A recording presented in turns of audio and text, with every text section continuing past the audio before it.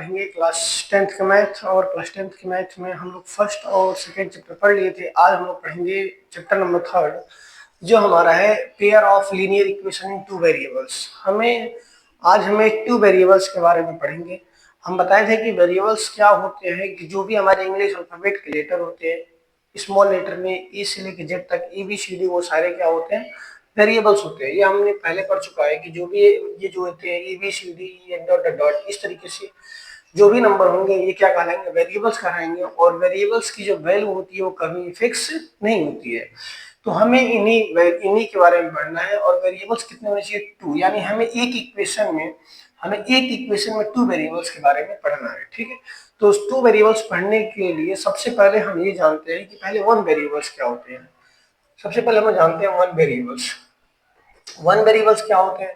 जैसे अगर हमने कोई इक्वेशन लिख दिया 2x प्लस 3 इक्वल टू 4, इस तरीके से हमने एक इक्वेशन लिखा 2x प्लस 3 इक्वल टू 4। पहले तो इक्वेशन क्या होते हैं कि ऐसे जो कर सकते हैं कि ऐसे जो एक्सप्रेशन जिसमें लेफ्ट और राइट दोनों साइड हो, और दोनों में मतलब कुछ ना कुछ दिया हो, इधर जोड़े भी हो सकता है, लेकिन लेफ्ट और राइट दो साइड होते हैं, तो इस तरीके से एक इक्वेशन बनता है। तो इक्वेशन में हम लोग सबसे पहले देखेंगे इसमें वेरिएबल्स के बारे में। तो इसमें केवल एक वेरिएबल x का यूज किया गया है। किसका यूज किया गया, ओनली वन वेरिएबल x का यूज किया गया है। ठीक है, और ये 3 है और ये 4, ये हमारे क्या होते हैं, कांस्टेंट होते हैं। ठीक है, अगर हमें निकालना हो कि इस इक्वेशन की वैल्यू क्या हो सकती है, आखिर कहने का मतलब ये है कि हम इस इक्वेशन में हम x की वैल्यू क्या पुट करें कि लेफ्ट साइड और राइट साइड क्या हो जाए, दोनों इक्वल आ जाए, ऐसे भी हो सकते हैं। तो अगर इसको सॉल्व करेंगे तो क्या होगा, 2x इक्वल टू, इधर लाइन में कितना होगा 4 minus 3, then 2x equal to 4 में से 3 माइनस करेंगे 1, देन x इक्वल टू क्या हो जाएगा 1/2। अगर हम x की वैल्यू 1/2 अगर हम इस इक्वेशन में पुट करें तो इसकी वैल्यू क्या हो जाएगी, लेफ्ट हैंड साइड और राइट हैंड साइड दोनों आपस में इक्वल हो जाएगी। जैसे देखा जाए तो लिखा हुआ है 2x प्लस 3 इक्वल टू 4, ये लिखा हुआ है। तो 2 इंटू अगर हम x की वैल्यू क्या पुट करें 1/2 पुट करें प्लस 3 इक्वल टू 4, देन 2 से 2 कैंसिल होगा, कितना होगा 1 plus 3 equal to 4, then 4 equal to 4। इस तरीके से हम इसको बोलते हैं कि वन वेरिएबल जिसमें केवल एक वेरिएबल x का यूज किया गया है। और इस अगर x की जगह पे अगर हम 1/2 पुट कर देंगे तो ये लेफ्ट हैंड साइड और जो राइट हैंड साइड होगा दोनों आपस में क्या हो जाएगा, इक्वल हो जाएगा। और ये हम समझते हैं जैसे वन वेरिएबल को एक इक्वेशन हो, जैसे मैं लिख दूं 2x इक्वल टू 4, जैसे हमने क्या लिखा 2x इक्वल टू 4, इस तरीके से इसमें बस केवल एक वेरिएबल x का यूज किया गया है। जैसे और हम लिख सकते हैं, जरूरी नहीं है कि हम x में लिखेंगे, हम इसको a में भी लिख सकते हैं। जैसे कह सकते हैं 3a प्लस 9 इक्वल टू 7, इस तरीके से भी कह सकते हैं। जैसे हम लिख सकते हैं 3a इक्वल टू माइनस 9। ये सारे क्या होते हैं, सारे वन वेरिएबल्स की इक्वेशन है, क्योंकि इनमें एक वेरिएबल बस किसका यूज किया गया है, x का यूज किया गया। इसमें वन वेरिएबल केवल किसका यूज किया गया, x का। इसमें भी वन वेरिएबल है, इसमें किसका यूज किया गया, a का यूज किया गया। इसमें भी वन वेरिएबल का यूज किया गया, a का यूज किया गया। तो कहने का मतलब ये हुआ कि अगर वन वेरिएबल्स के बारे में देखें तो वन वेरिएबल्स के कितने सोल्यूशन मिलेंगे हमें। हमने इस इक्वेशन को सॉल्व किया तो क्या मिला, 1/2 मिला। इसके अलावा और कुछ मिल सकता है, नहीं मिल सकता है। तो इसका मतलब ये हुआ कि अगर हम x की वैल्यू 1/2 रखेंगे तो हमें इसका क्या होगा, सोल्यूशन मिल जाएगा। सोल्यूशन का मतलब ये हुआ कि उसमें लेफ्ट हैंड साइड और राइट हैंड साइड क्या हो जाएगा, आपस में इक्वल हो जाएगा। जैसे ये लिखा हुआ है 2x इक्वल टू 4, अगर हम यहाँ से x की वैल्यू निकालें तो 2 से मल्टीप्लाई हो तो क्या होगा, इधर जाके डिवाइड, यानी 2 2 4 कितना हो जाएगा 2, x की वैल्यू क्या आ जाएगी 2। अगर हम x की वैल्यू 2 अगर यहाँ पे रख दी इक्वेशन में तो लेफ्ट हैंड साइड और राइट हैंड साइड क्या होगा, आपस में इक्वल हो जाएगा। अब इस 2 के अलावा चाहे हम इस इक्वेशन में कोई भी वैल्यू रखें, 3 4 5 6 10 -10 -2 कुछ भी रखें तो दोनों साइड इक्वल नहीं आएगा। इसका मतलब ये हुआ कि जो भी हमारे वन वेरिएबल्स हैं, अगर इनके नंबर ऑफ अगर हम सोल्यूशन निकालें, कितने नंबर ऑफ सोल्यूशन, तो कभी भी वन वेरिएबल्स के नंबर ऑफ सोल्यूशन कितने मिलेंगे, ओनली वन। केवल कितने मिलेंगे, ओनली वन मिलेंगे। इस तरीके से हमें एक पॉइंट ये मिला कि कभी भी अगर हम वन वेरिएबल के किसी भी अगर इक्वेशन को अगर हम सॉल्व करते हैं तो उसमें भी कंडीशन ये कि लीनियर इक्वेशन होनी चाहिए। कैसा होना चाहिए, लीनियर इक्वेशन होनी चाहिए। क्योंकि कभी क्वाड्रेटिक पढ़ेंगे तो क्वाड्रेटिक में भी जो होते हैं वो वन वेरिएबल्स ही होते हैं। जैसे अगर हम बात करें, लिख दे 3x square minus 4x plus 2, ये एक प्रकार का क्वाड्रेटिक इक्वेशन है। अब यहाँ से अगर हम x की वैल्यू निकालेंगे तो अगर दो पावर है तो यहाँ पे x की वैल्यू कितनी वैल्यू मिलेगी, 2। लेकिन ये है कैसा, तो ये हमारा वन वेरिएबल्स का इक्वेशन है, क्योंकि यहाँ भी x यूज किया गया और यहाँ भी x यूज किया गया है। ठीक है, तो इस तरीके से अगर बात करें हम जनरल इक्वेशन की, अगर वन वेरिएबल की अगर हम जनरल इक्वेशन के बारे में बात करें, अगर हम बात करें जनरल इक्वेशन के बारे में वन वेरिएबल का, तो क्या होगा, वन वेरिएबल एक वेरिएबल तो होगा। देखिए हर जगह x है, हर जगह a है। इस तरीके से कोई एक वेरिएबल होगा तो हम लोग मान लेते हैं हमारा एक वेरिएबल क्या है, x। और इसके साथ एक कांस्टेंट वैल्यू हो सकती है। देखा जाए तो यहाँ भी कांस्टेंट है, यहाँ भी कांस्टेंट है। अगर इसको इधर ला देंगे तो -4 हो जाएगा। यहाँ पे कांस्टेंट है, हर जगह कांस्टेंट यूज किया गया है। यानी हम इसको कांस्टेंट मान लेते हैं b, और इस हम x का कोई गुणांक मान लेते हैं, कोई कोफिशिएंट मान लेते हैं। जैसे यहाँ पे 2 लिखा गया है, यहाँ पे 2 लिखा गया है, यहाँ पे 3 है, यहाँ पे 3 है। तो ये हो जाएगा x plus b equal to 0। इस तरीके से जो कभी भी हमारा, अगर हम जनरल इक्वेशन देखें वन वेरिएबल का, तो वो होता है x plus b equal to 0। इस तरीके से हमारा क्या मिल जाता है, वन वेरिएबल का इक्वेशन। अब बात करें हम जो क्लास 10th में पढ़ना है वो टू वेरिएबल के बारे में पढ़ना है।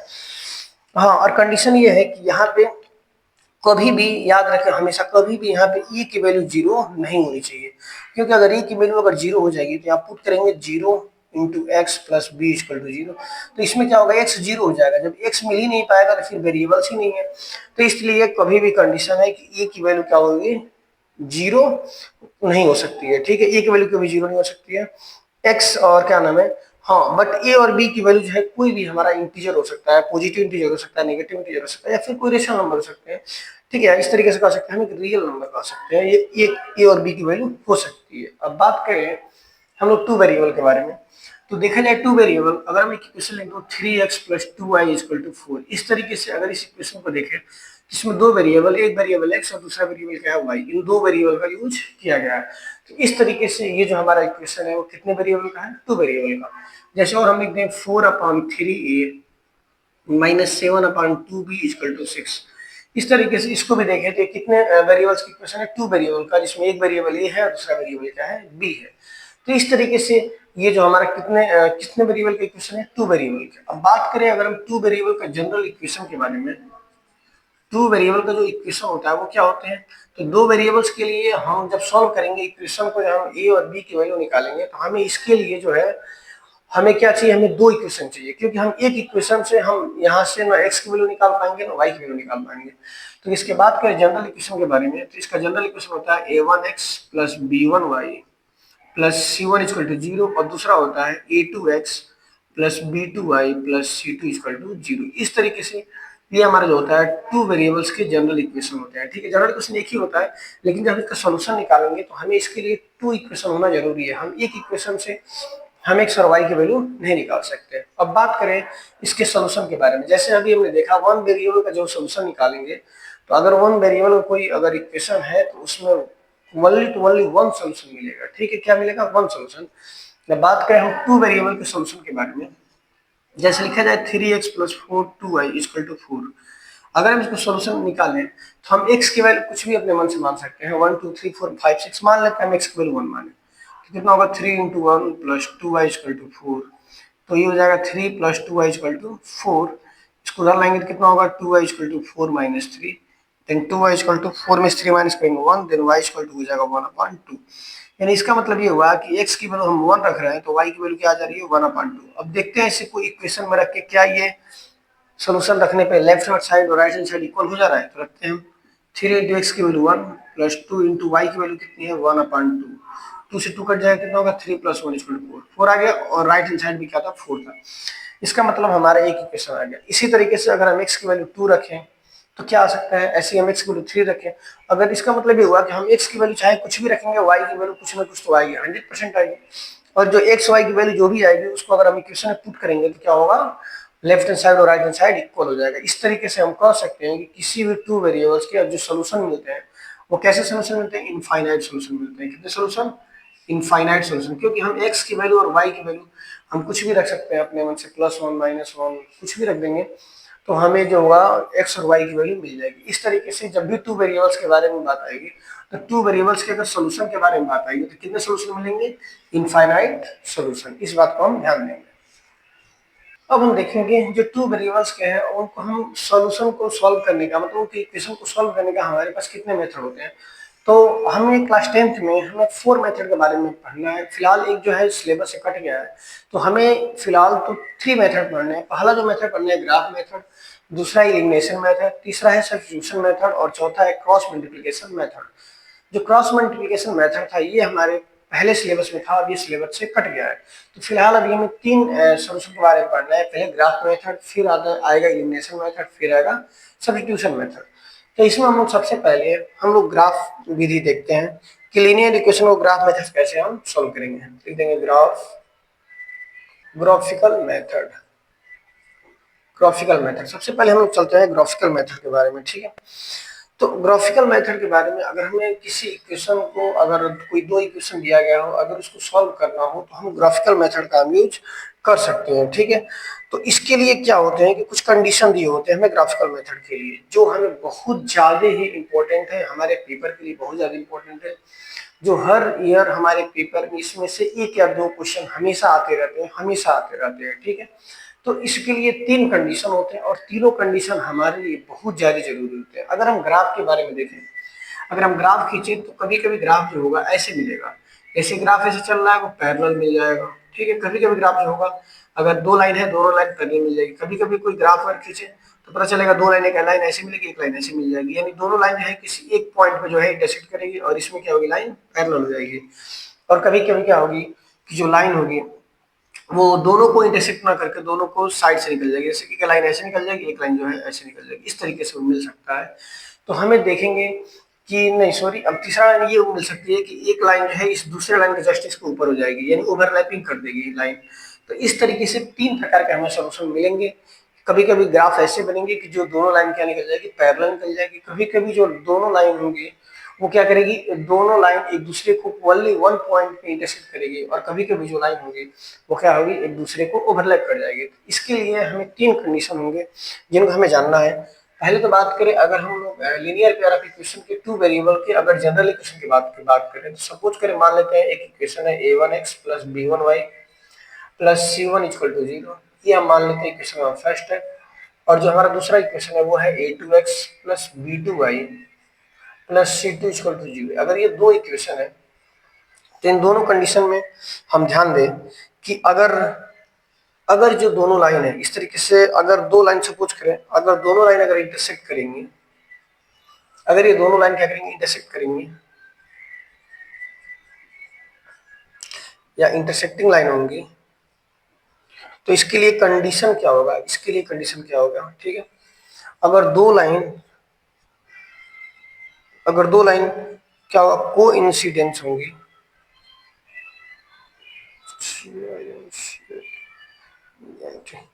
कोइंसिडेंट लाइन होंगी, तो उनके लिए क्या कंडीशन होगा। अगर हम बात करें, अगर दो लाइन पैरेलल होगी तो उनके लिए क्या कंडीशन होगा, अगर दो लाइन पैरेलल होगी तो उनके लिए क्या कंडीशन होगा, ठीक है। ध्यान देंगे, अगर दो लाइन एक दूसरे को इंटरसेक्ट करेगी, यानी किसी न किसी पॉइंट पे, जैसे हम कह सकते हैं कि ये दो लाइन है और ये दोनों लाइन जो है दूसरे को यहाँ पे इंटरसेक्ट करेगी, अगर दो लाइन इंटरसेक्ट होगी तो इसके लिए कंडीशन क्या होता है, या इसके लिए कंडीशन होगा कि a1 अपान a2 जो होगा वो b1 अपान b2 के इक्वल नहीं होगा। a1 upon a2 does not equal to b1 upon b2, कभी भी इक्वल नहीं होगा। जैसे a1 अपान a2 और b1 अपान b2 जो होगा इक्वल नहीं होगा। अगर वो इक्वल नहीं है, इसका मतलब ये है कि वो लाइन जो है कहीं ना कहीं एक दूसरे को जरूर इंटरसेक्ट करेगी। अगर दो लाइन कोइंसिडेंट लाइन हो तो इसके लिए कंडीशन ये होगा कि a1 upon a2 equal to b1 upon b2 equal to c1 upon c2। इस तरीके से तीनों जो है आपस में इक्वल होगा। a1 upon a2 equal to b1 upon b2 equal to c1 upon c2। ये कब होगा कि जब दो लाइन एक दूसरे को कोइंसिडेंट लाइन हो, ठीक। जैसे ये लाइन है, इस तरीके से लाइन को हम लोग क्या बोलेंगे, कोइंसिडेंट लाइन, ठीक है, या इसको हम कह सकते हैं कोलिनियर भी कर सकते हैं। ये होंगे हमारे कोइंसिडेंट। और तीसरा लाइन रहती है पैरेलल की। पैरेलल की कंडीशन क्या होता है कि जब a1 upon a2 equal to b1 upon b2 but does not equal to c1 upon c2 अगर हो, तो इस तरीके से अगर कंडीशन होगा तो हम कहेंगे कि जो लाइन होगी वो कैसी लाइन होगी, पैरेलल लाइन होगी, ठीक है। तो इनके साथ साथ बात करेंगे इनके सोल्यूशन के बारे में कि इनके कितने सोल्यूशन मिलेंगे। ध्यान देंगे, अगर दो लाइन एक दूसरे को इंटरसेक्ट करेगी तो हमें फिक्स है कि कितना सोल्यूशन मिलेगा, ओनली वन सोल्यूशन मिलेगा, क्योंकि जहां पे दोनों लाइन इंटरसेक्ट करेगी उसी के लिए क्या मिलेगा, सोल्यूशन मिलेगा। तो इसके हम कह सकते हैं कि कितना मिलेगा, one solution, only one solution. इस तरीके से ओनली वन सोल्यूशन मिलेगा। अब बात करें लाइन, इसके कोइंसिडेंट लाइन के बारे में, तो देखा जाए तो कोइंसिडेंट लाइन एक दूसरे से ओवरलैप कर रही है। मान लेते हैं यहाँ पे इसका पॉइंट है तो कुछ है, फिर देखा जाए तो यहाँ पे भी कुछ पॉइंट है, यहाँ पे भी देखा जाए तो कुछ ना कुछ पॉइंट है, यहाँ पे भी कुछ ना कुछ क्या इनका पॉइंट है, फिर यहाँ भी कुछ ना कुछ पॉइंट है। इस तरीके से देखा जाए तो ये जो कोलिनियर लाइन होती है इनकी हमें कितनी सोल्यूशन मिलेगी, इनफाइनाइट मैनी सोल्यूशन, बहुत सारे सोल्यूशन मिलेंगे, बहुत सारे। तो इस तरीके से हम कह सकते हैं इसका infinitely many solution, infinitely many solution. इस तरीके से हमें कितने मिलेंगे, इनफाइनाइट मैनी सोल्यूशन। बात करें लाइन पैरेलल के बारे में, अगर दो लाइन पैरेलल है तो ये कभी भी एक दूसरे को इंटरसेक्ट नहीं करेगी, और जब तक दो लाइन एक दूसरे को इंटरसेक्ट नहीं करेगी तब तक सोल्यूशन नहीं मिलेगा। तो इसलिए पैरेलल जो लाइन होती है वो कभी एक दूसरे को इंटरसेक्ट नहीं करती है, और नहीं करने की वजह से इसकी कोई भी सोल्यूशन नहीं मिलेगा, यानी नो सोल्यूशन, यानी हो जाएगा नो सोल्यूशन। तो ये जो होता है हमारा थर्ड कंडीशन होता है कि नो सोल्यूशन का। ये जो है हमारे एग्जाम के लिए बहुत ज्यादा इंपॉर्टेंट है। इसमें से हर ईयर अगर हम पेपर सेट उठा के देखें तो ये हर साल इसमें से एक या दो क्वेश्चन आते रहते हैं, ठीक है। एमसीक्यू के क्वेश्चन बन जाएंगे और फिर वैसे भी बन जाएंगे क्वेश्चन, ठीक है। तो इस चीज को हमें बहुत विशेष तरीके से याद करना है, इसको ध्यान देना है। अब हम देखेंगे question example number first. Example number first कह रहा है कि check graphically whether the pair of the equation x plus 3y equal to 6। हमें एग्जांपल नंबर फर्स्ट है, इसमें दो हमें इक्वेशन दिया गया है। पहला इक्वेशन लिखा है कि x plus 3y equal to 6, और दूसरा इक्वेशन लिखा है कि 2x minus 3y equal to 12। हमें दो इक्वेशन दिया गया है इस तरीके से, फर्स्ट और सेकंड। इसमें कह रहा है कि check graphically whether the pair of the equation इतना is consistent, if so solve them graph. इसको हमें ग्राफिकली मेथड से क्या करना है, हमें सॉल्व करना है, ठीक है। हमें दो इक्वेशन दिया गया है। सबसे पहले बात करें फर्स्ट इक्वेशन के लिए, हम इसके लिए हम लोग एक बॉक्स बनाते हैं। इस बॉक्स में हम एक x रखते हैं और दूसरे के लिए क्या रखते हैं, y रखते हैं, ठीक है। हम क्या करेंगे, इस फर्स्ट इक्वेशन के लिए हम x की वैल्यू अपने मन से कुछ भी मानेंगे। मान लेते हैं हमने x की वैल्यू 0 मान लिया, हमने क्या माना, 0 माना। तो बात करें कितना इसका y की वैल्यू फिर क्या आएगी, तो रखेंगे 0 plus 3y equal to 6, then 3y equal to 6, then y की वैल्यू क्या हो जाएगी 6/3, 3 2 जा 6, y की वैल्यू क्या आ जाएगी 2।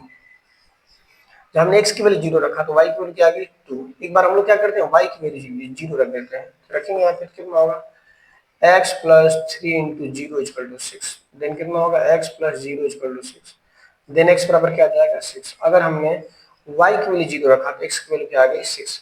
जरूरी नहीं है कि हमेशा हम 0 ही रखेंगे, हम लोग अपने मन से 1 रख सकते हैं, -1 2 रख सकते हैं, 3 रख सकते हैं, कुछ भी रख सकते हैं। हम देखते हैं इसी तरीके से दूसरे इक्वेशन को। दूसरे इक्वेशन के लिए भी हम क्या करेंगे, एक बॉक्स बनाएंगे जिसमें एक तरफ x की वैल्यू दूसरी तरफ y की वैल्यू।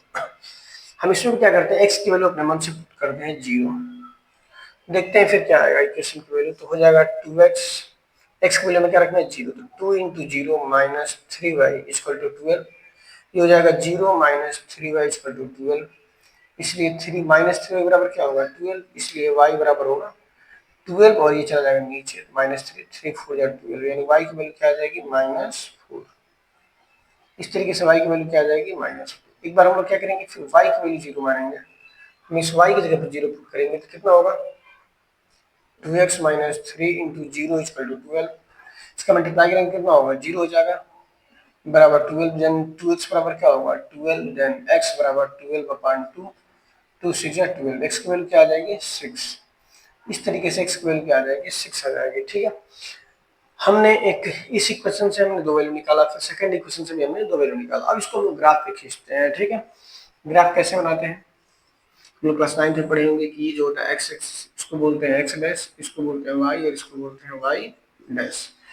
इस पे जो वैल्यू होती है वो प्लस होती है, इधर ये होता है हमारा 0 0 1 2 3 4 5 6, यहाँ पे वैल्यू 1 2 -1 होता है, -1 -2 -3 -4 -5 एंड -6, फिर इधर प्लस की वैल्यू होती है 1 2 3 4 5 एंड 6, और यहाँ पे वैल्यू क्या होगी -1 -2 -3 -4 -5 एंड -6।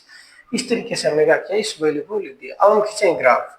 जब हमने x की वैल्यू 0 रखा तो y की वैल्यू क्या आ गई 2, जब x की वैल्यू 0 है तो y की वैल्यू क्या आ रही है 2 आ रही है, प्लस की 2 आ रही है, और जब y की वैल्यू 0 है तो x की वैल्यू क्या आ रही है 6, y की वैल्यू क्या आ जाएगी 6 आ जाएगी। इस तरीके से अगर हम ग्राफ को ड्रॉ करें तो कुछ लाइन ऐसे एक लाइन मिलेगी सीधी लाइन, ठीक है। इस तरीके से हमें एक लाइन मिल जाएगी सीधी, ठीक है।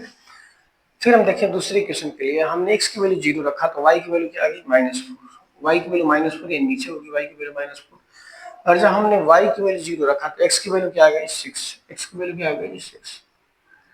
इस तरीके से ये जो हमारा होगा एक ऐसे इक्वेशन मिल जाएगा ये दो लाइन। इस लाइन का नाम क्या है, तो ये लाइन है 2x minus 3y equal to 12, और इस लाइन का नाम क्या है, x plus 3y equal to 6। इस तरीके से ये जो दोनों लाइनें एक दूसरे को कहाँ पे काटी हैं, वनली वनली वन पॉइंट पे काटी हैं, तो इसके कितने सोल्यूशन मिलेंगे, वनली वन सोल्यूशन।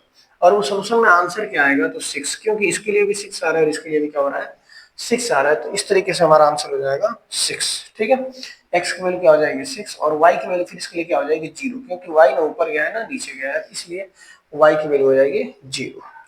अब हम देखेंगे अगला एग्जांपल नंबर 2। एग्जांपल नंबर 2 में कह रहा है कि graphically find whether the following pair of the equation has no solution, unique solution या इनफाइनाइट वैल्यू सॉल्यूशन। कह रहा है कि हमें ग्राफिकली मेथड से बताना है कि इसके जो सॉल्यूशन आएंगे, बोला है graphically find whether the following pair of the equation no solution, unique solution या इनफाइनाइट वैल्यू सॉल्यूशन कितने होंगे।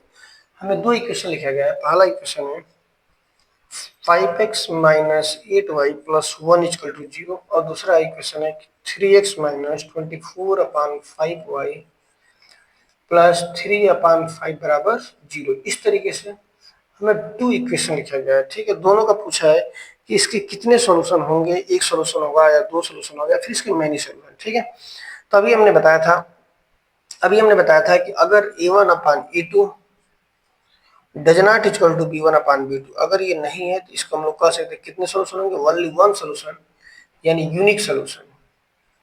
ये होता है कंडीशन। तो सबसे पहले हम लोग निकाल लेते हैं यहाँ पे a1 upon a2, b1 upon b2 और c1 अपान c2 निकालते हैं। तो इस इक्वेशन के लिए a1 की वैल्यू क्या हो जाएगी 5, b1 की वैल्यू क्या हो जाएगी -8 और c1 की वैल्यू क्या हो जाएगी 1।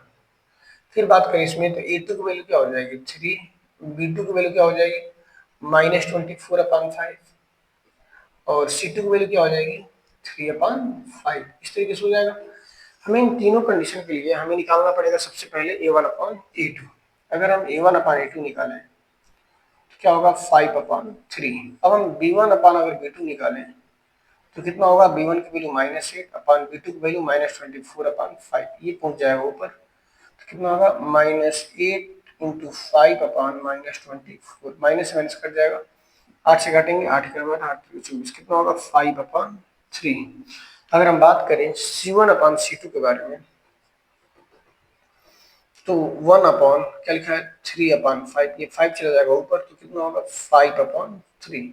इस तरीके से देखें तो a1 अपान a2 की वैल्यू आ गई 5 अपान 3, b1 अपान b2 की वैल्यू आ गई 5 अपान 3 और c1 अपान c2 की वैल्यू क्या आ गई 5 अपान 3। इसका मतलब ये है कि तीनों जो वैल्यू है बराबर है, यानी a1 upon a2 equal to b1 upon b2 equal to c1 upon c2 और कितना है तीनों, तो 5 अपान 3।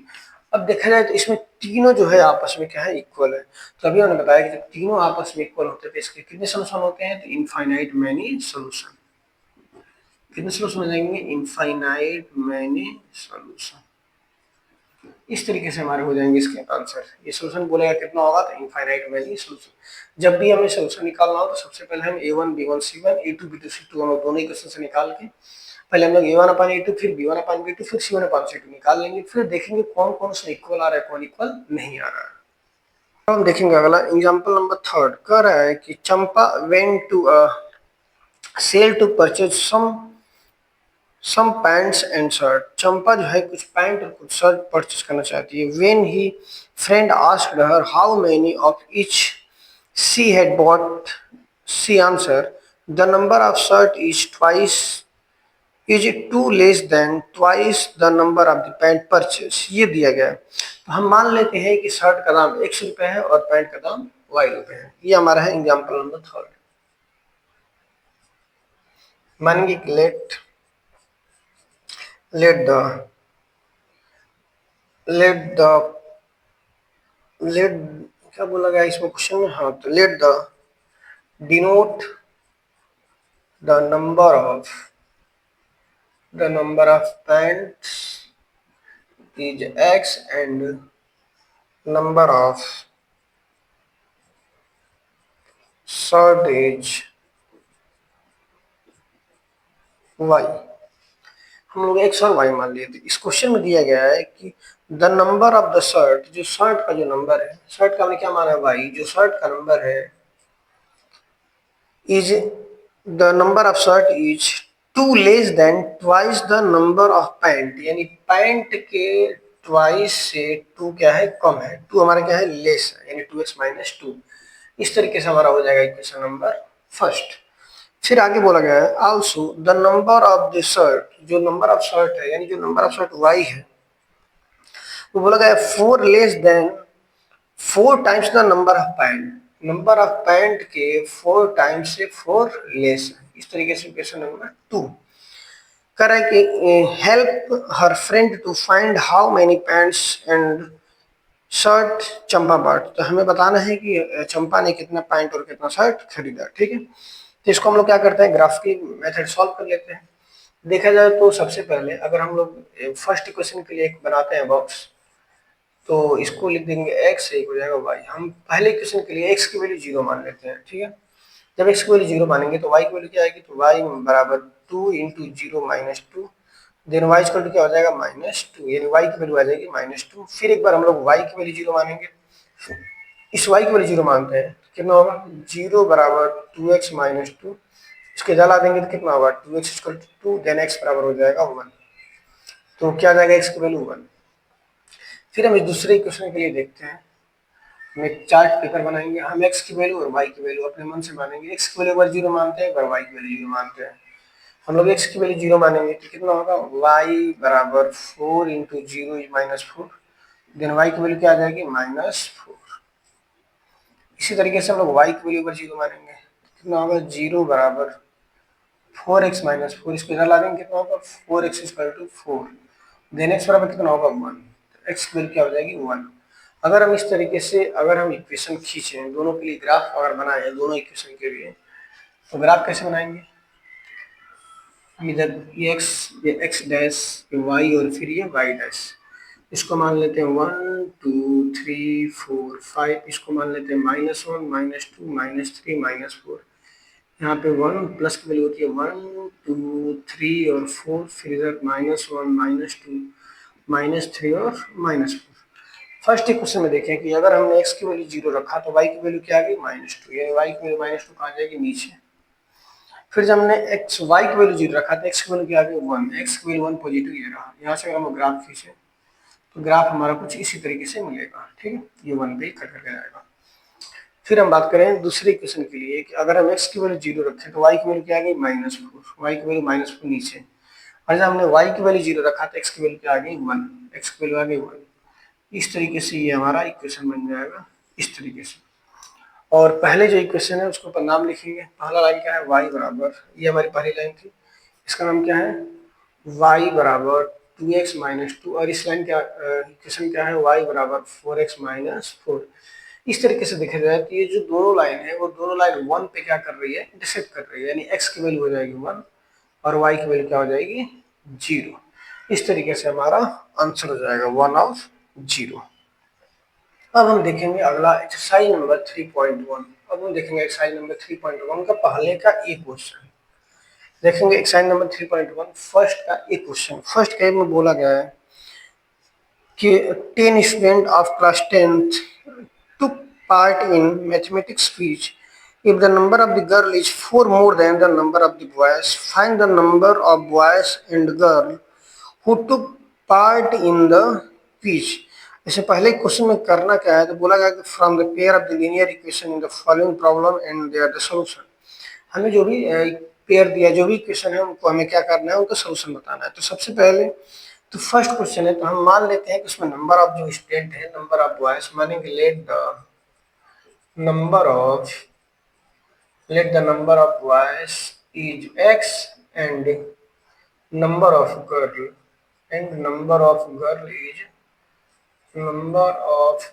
is y। हम लोग मान लेते हैं कि नंबर ऑफ बॉयज x है और नंबर ऑफ गर्ल क्या है, y है। तो पहला ये लिखा गया है कि 10 स्टूडेंट है, यानी 10 स्टूडेंट मतलब कि बॉयज और गर्ल दोनों मिला के कितने स्टूडेंट हो जा रहे हैं, 10। Equation number first. फिर आगे बोला गया है कि if the number of girl is 4 more than, if the number of girl y equal to number of girl is 4 more than the number of the boys, तो नंबर ऑफ द बॉयज से क्या है, 4 ज्यादा है। इसको मान लेते हैं इक्वेशन नंबर 2। तो इसको सॉल्व करना है किस मेथड से, तो ग्राफिकल मेथड से। तो हम लोग क्या करेंगे, हम पहले इक्वेशन के लिए एक बनाएंगे बॉक्स, एक तरफ लिख लेंगे x और दूसरी तरफ लिख लेंगे y। हम x की वैल्यू अपने मन से जीरो मानेंगे, एक बार y में जीरो ले लेंगे। अगर हम बात करें x की वैल्यू के बारे में, तो अगर x की वैल्यू हम जीरो रखेंगे तो कितना होगा, जीरो प्लस वाई बराबर 10, देन y की वैल्यू क्या हो जाएगी 10। ठीक है, अगर हम एक बार y की वैल्यू जीरो रखें तो कितना होगा, तो x प्लस जीरो बराबर 10, देन x बराबर क्या आ जाएगा 10। तो x की वैल्यू भी क्या आ गई 10 आ गई। अगर हम दोनों जीरो जीरो रखें तो कितना कितना आ गया 10 10। हम बात करें दूसरे क्वेश्चन के बारे में, तो दूसरे क्वेश्चन के लिए हम लोग बॉक्स बनाएंगे, एक तरफ लिखेंगे x और एक तरफ लिखेंगे y। हम x की वैल्यू जीरो मानेंगे, एक बार y की वैल्यू, अगर हम x की वैल्यू जीरो रखें यहाँ पे तो कितना होगा y बराबर zero plus four, then y equal to क्या आ जाएगा 4। और एक बार हम y की वैल्यू जीरो मानेंगे, यहाँ पे y की वैल्यू जीरो मानेंगे, कितना होगा जीरो बराबर x plus four, then x बराबर क्या आएगा माइनस का 4। इस तरीके से आ जाएगा -4। ठीक, अब हम लोग क्या करेंगे, इसको ग्राफ से दिखाते हैं। बैक ग्राफ में तो 1 2 3 4 5 6 7 8 9 और 10। इधर चलेंगे तो 1 2 3 4 5 6 7 8 9 और 10। इधर देखेंगे तो -1 -2 -3 -4 -5 -6। इधर भी -1 -2 -3 -4 -5 and -6 and dot dot dot, ऐसे हम जरूरत के अनुसार कर लेंगे। हम सबसे पहले बात करें पहले इक्वेशन में, जब हमने x की वैल्यू जीरो रखा तो y की वैल्यू क्या आ गई 10। जब x की वैल्यू जीरो है तो y की वैल्यू क्या है 10, y की वैल्यू प्लस में है। और फिर जब हमने एक बार y की वैल्यू हमने जीरो रखा तो x की वैल्यू क्या आ गई 10, फिर जब y जीरो है तो x की वैल्यू क्या आ गई 10। इस तरीके से एक हमारा ग्राफ बन जाएगा ऐसे। इस ग्राफ का नाम क्या होगा, तो हो जाएगा x plus y equal to 10। Graph का नाम क्या है, x plus y equal to 10, ये हो जाएगा हमारा।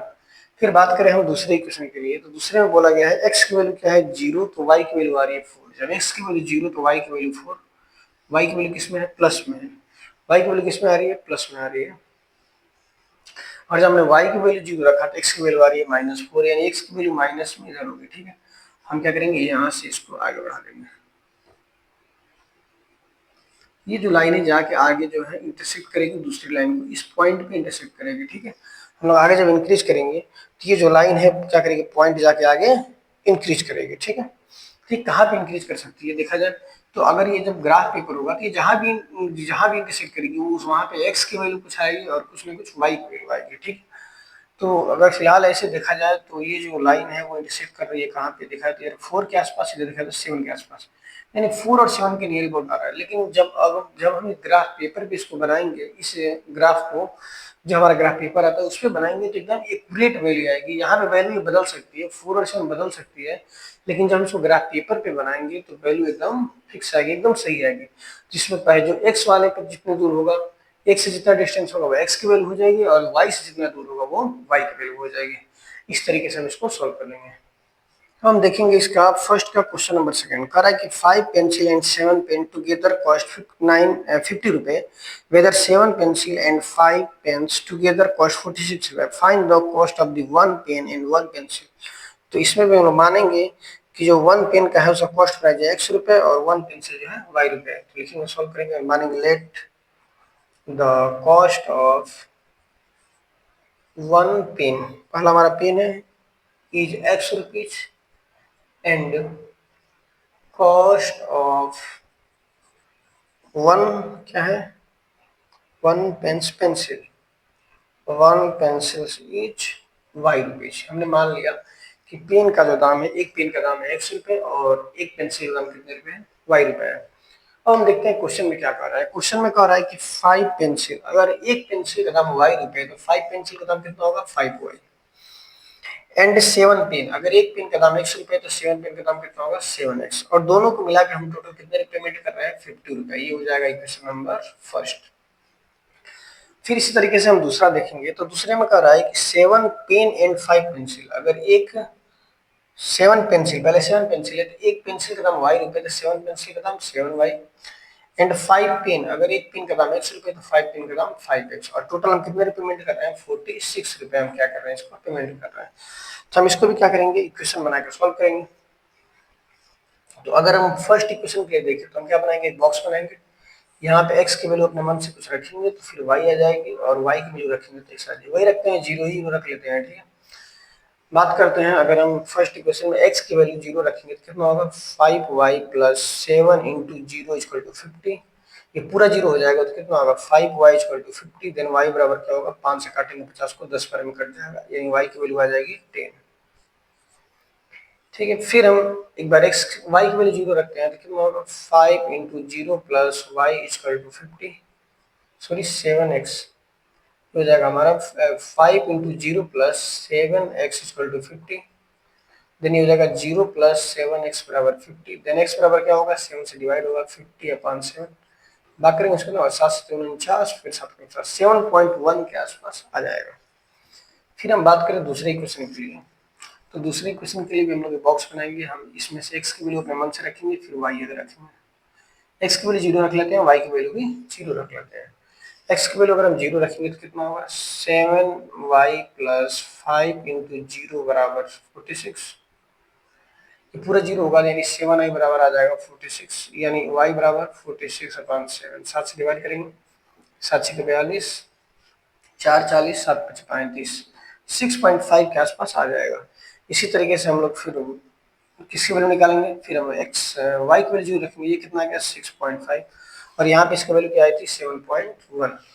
अब हम क्या करेंगे, अब हम y की वैल्यू 0 रखेंगे इसमें, तो कितना होगा 7 इंटू जीरो प्लस 5x बराबर 46।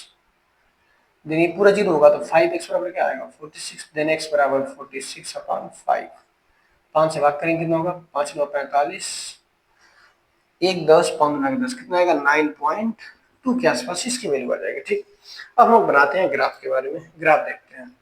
ग्राफ कैसे बनाएंगे, तो हम लोग लाइन खींचेंगे, इधर मान लेते हैं 1 2 3 4 5 6 7 8 9 और 10।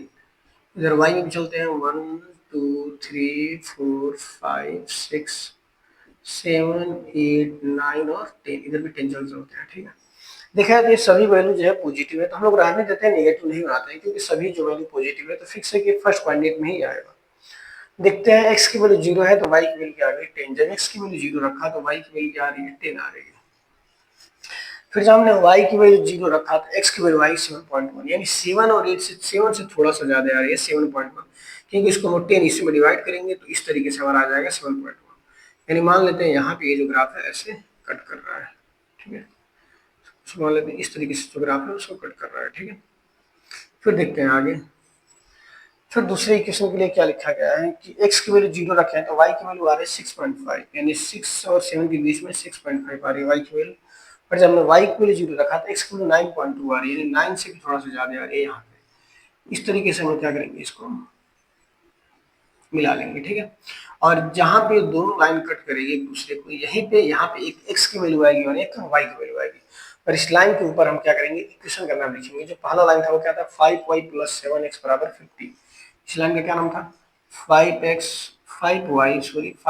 प्लस 7x इक्वल टू 50, और दूसरा लाइन कौन सी थी, ये जो हमारी थी दूसरी लाइन, इसका नाम क्या था 7y plus 5x equal to 46।